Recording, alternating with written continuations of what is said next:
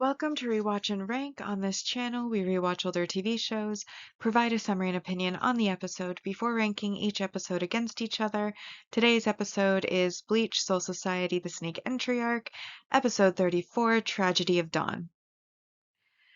Episode in a nutshell is a brief summary of what happened in the episode. So this episode begins with Ichigo and Renji passed out. This is when Kira leads some relief forces to the area where they had previously sensed Renji's spirit energy. And so Hinataro and Ganju quickly pick up Ichigo and retreat back into the warren of underground sewer tunnels. And Renji is brought back to the base of the Shinigami while Ichigo is healed by Hinataro, who is part of Squad 4, which is the medical squad.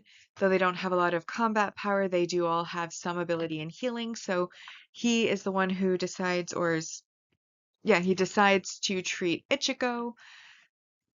And it is revealed while he is treating Ichigo that the wounds were somewhat more shallow than expected. And it is revealed that the reason for this is Ichigo's hollow mask, which we can see lying on the ground nearby with a crack in it, showing that it had protected Ichigo from a more serious injury. Majority of the episode, though, is with the Shinigami on their side of things.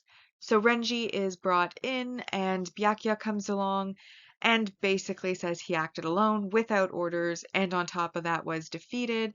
Therefore, he needs to be moved to a holding cell. Hinamori and Kira protest this, but ultimately their lieutenants, Byakuya's a captain, and more specifically Renji's captain, and so they ultimately do decide to move Renji to the holding cell. Once Kira takes him away, the captain, Hisagaya, comes in and warns Hinamori about Gin and Squad 3, which includes Kira, and tells her to be wary of them. Before he then leaves, she then goes and sits with Renji, has a bit of a flashback memory to her, Kira, and Renji training together, and then Renji dropping everything to go and talk to Rukia when she just happens to walk by, showing that Renji had prioritized Rukia.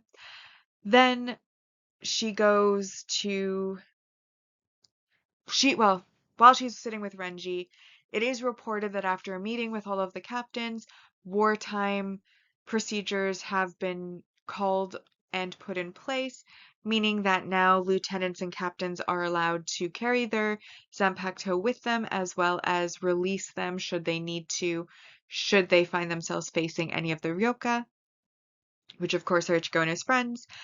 And so she then goes to her captain.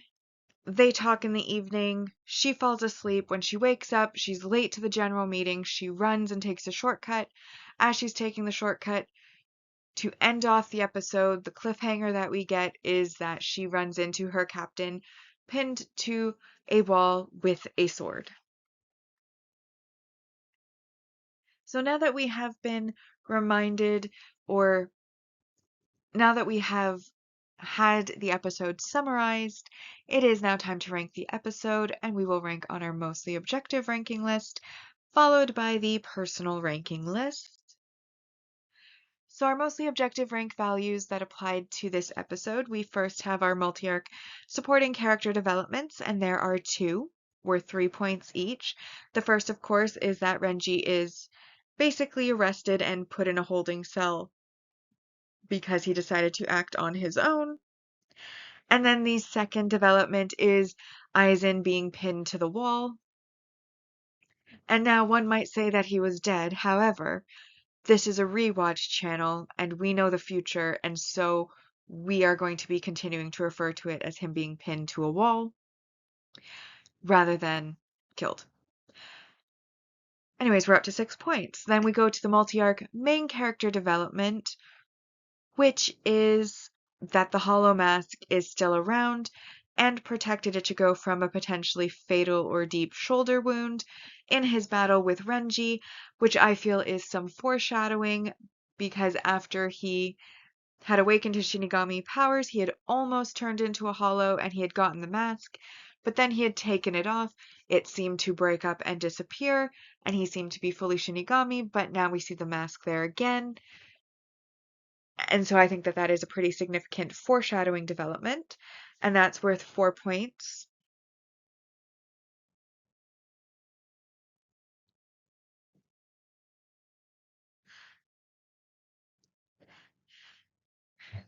And then we do have our single negative messaging or behavior for this episode. And this mostly has to do with Ichigo and Ganju. So Ichigo is being healed, and instead of sitting there and allowing himself to be healed so that he can efficiently fight in order to achieve his goal, he decides that while he can barely stand and has to use his sword like a cane, it is appropriate for him to go out and start fighting again, which is really dumb. And honestly, if you are being treated by a healer, listen to the healer's orders. That's just basic.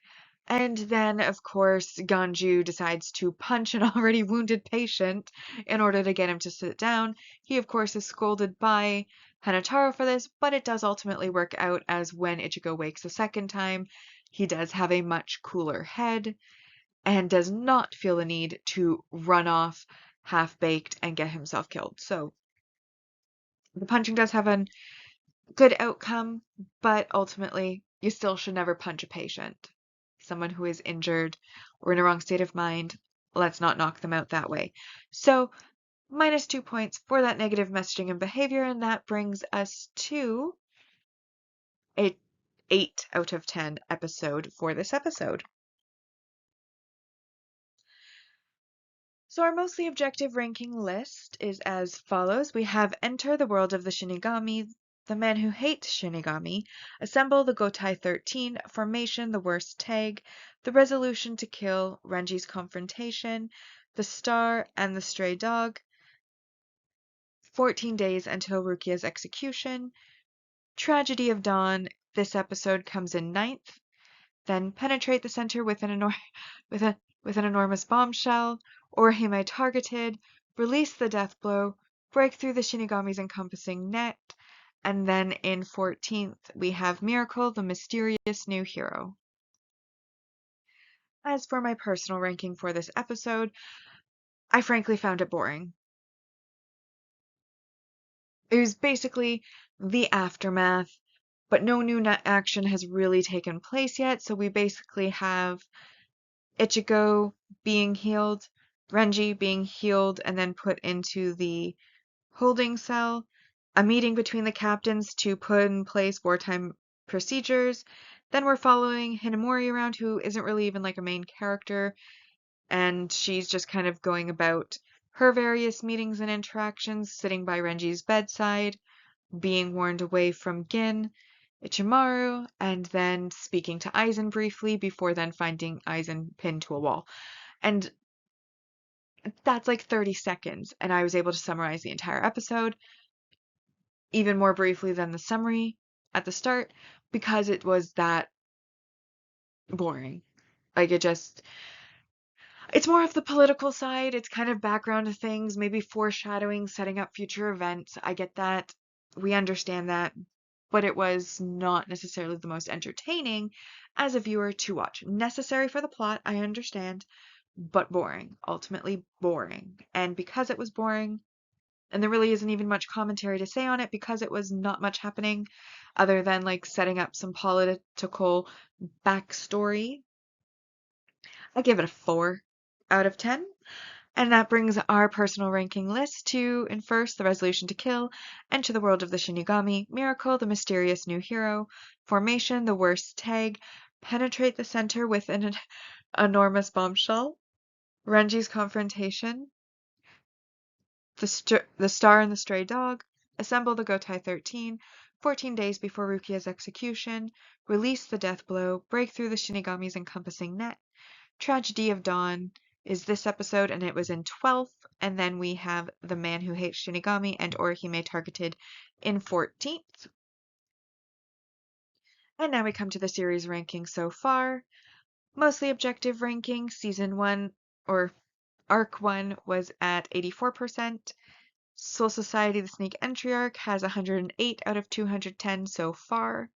Personal ranking, Agent of the Shinigami Arc, 63%. Soul Society The Sneak Entry Arc at 83 out of 210. With that, we've now rewatched and ranked Bleach Soul Society The Sneak Entry Arc, Episode 34, Tragedy of Dawn. Like and subscribe if you'd like to, and I'll see you in the next episode.